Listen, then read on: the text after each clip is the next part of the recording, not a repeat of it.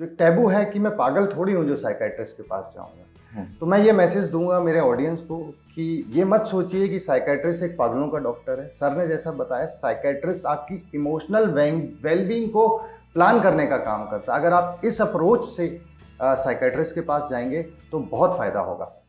Sir, next question related to medicine जी। एक और गलत धारणा है मेडिसिन लेने के बारे में कि ये हैबिट फॉर्मिंग है, ये चालू होंगी तो मुझे जिंदगी भर खाना पड़ेगा। जी जी, क्या ऐसा है? देखिए, पहली बात तो एक शब्द एक वर्ड में आपकी बात को का जवाब दूं तो नो। ये धारणा बिल्कुल गलत है कि एक बार दवाइयाँ चालू होंगी तो इनको ज़िंदगी भर खाना पड़ेगा। एक धारणा ये है कि साइकेट्रिक मेडिसिन मतलब नींद की गोलियाँ जी। एक धारणा ये है। ये भी एक बहुत गलत धारणा है, बिकॉज साइकेट्रिक मेडिकेशंस जो हैं अपने आप में, साइकोट्रोपिक मेडिकेशंस की पूरी किताबें हैं। इतनी सारी साइकेट्रिक मेडिकेशंस हैं जो कि बहुत स्पेसिफाइड मेडिकेशंस हैं, दवाइयाँ हैं जो सिम्टम्स के लिए होती हैं, जो डिजीज़ेस के लिए होती हैं, जो इलनेसेस के लिए होती हैं, जो दिमाग के अंदर जो केमिकल चेंजेस गड़बड़ हो गए हैं उनके लिए होती हैं, उनको ठीक करने के लिए होती हैं। वो नींद लाने की दवाइयाँ नहीं हैं। नींद आना कई साइकेट्रिक मेडिकेशंस का एक साइड इफ़ेक्ट है।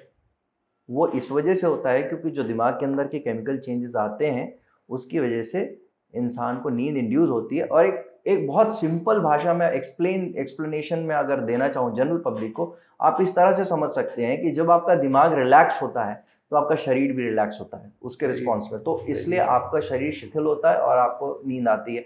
और इस वजह से साइकेट्रिक मेडिकेशन खाने के बाद इंसान को नींद आती है।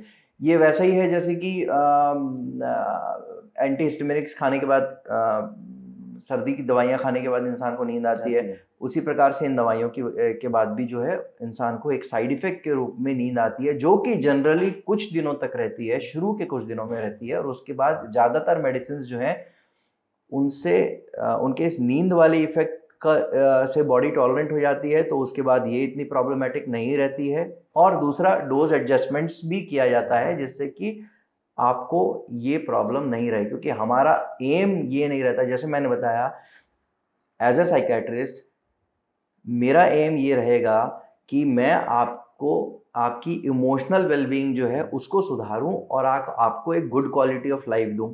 मेरा एम ये नहीं रहेगा कि मैं आपको सुला के रखूं दिन भर, ठीक है, क्योंकि वो मेरे हिसाब से वो गुड क्वालिटी ऑफ लाइफ नहीं है।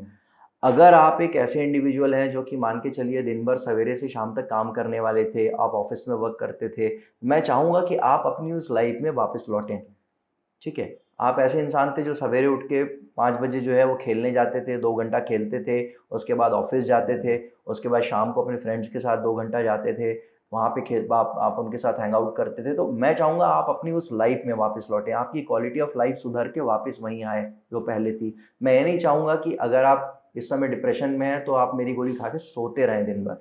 वो इम्प्रूवमेंट नहीं कहलाता, ठीक है ना। वो मैं भी समझता हूँ, एज ए साइकेट्रिस्ट मैं भी समझता हूँ, मेरा कभी ये एम नहीं रहता। हाँ, ये मैं जानता हूँ कि मेरी दवाइयों के साइड इफ़ेक्ट्स में नींद एक साइड इफ़ेक्ट है, और मुझे भी इस बात की अवेयरनेस है कि मैं उस पेशेंट के हिसाब से उस दवाई को एडजस्ट करूँ, टाइट्रेट करूँ।